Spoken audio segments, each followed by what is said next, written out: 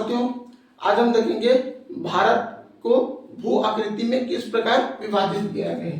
तो भारत को भू आकृति में हम देखते हैं कि 4 प्रकार से विभाजित किया गया है: पर्वत, पठार और मैदान और तटीय मैदान। एक और आता है द्वीप समूह। अब देखते हैं पर्वत, पठार, मैदान और तटीय मैदान कैसे भू आकृति बांटा गया है भारत। तो हम देखें कि उत्तर में क्या है, पर्वत है, पर्वत है। फिर जब पर्वत आएगा तो पर्वत से क्या आएगा, नदियां बहेंगी ग्लेशियर से। तो ग्लेशियर से जब नदियां बहेंगी तो कुछ क्या होगा, मटेरियल यानी कि जो अवशेष है वो बहा के लाएगा तो क्या बनेगा, बिछाएगा तो मैदान बनेगा। फिर क्या हुआ, मैदान। मैदान अब मैदान हुआ तो मैदान के बाद क्या आएगा, किस भारत की जो क्षेत्र है वो किससे, समुद्रों से भी क्या है, घिरा है। तो ये समुद्र वाला क्षेत्र क्या बोलेंगे, तटीय मैदान।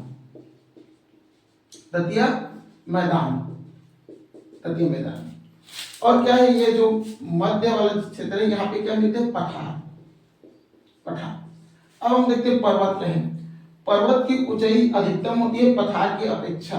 पठार थोड़ा कम ऊंचा का होता है यानी मीडियम का, पठार पर्वत की अपेक्षा थोड़ा कम ऊंचा होता है। मैदान क्या होता है, जिसमें समतल भूमि, जिसमें कृषि उपज होता है, रहन सहन होता है, ये मैदान वाले क्षेत्र में जाता है। साथ ही हम देखें तटीय मैदान। तो तटीय मैदान का निर्माण कैसे हुआ है, तो जब हम साउथ इंडियन रिवर देखें उनका भी क्या हुआ है, उद्गम हुआ है। नॉर्थ इंडिया क्या हुआ है, रिवर उनका भी उद्गम हुआ है।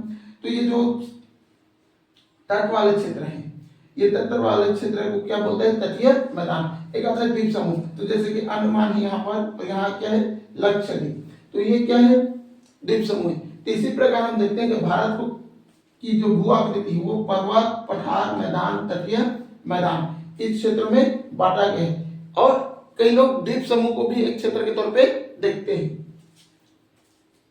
तो पर्वत में हम देखें तो कौन आएगा, हिमालय पर्वत।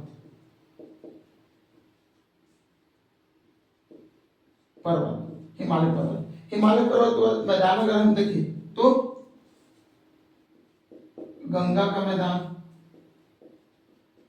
ब्रह्मपुत्र का मैदान, ऐसे मैदान हैं। या फिर सिंधु का मैदान इस क्षेत्र में है, लेकिन ऐसे मैदान है। फिर हम देखते पठार, तो जो दक्कन का पठार हो गया, दक्कन का, नागपुर का, ये वाला क्षेत्र नागपुर का। फिर तटीय क्षेत्र में हम देखें तो ये जो समुद्री क्षेत्र है ये आता है। तो इस प्रकार भू आकृति में बांटा गया है।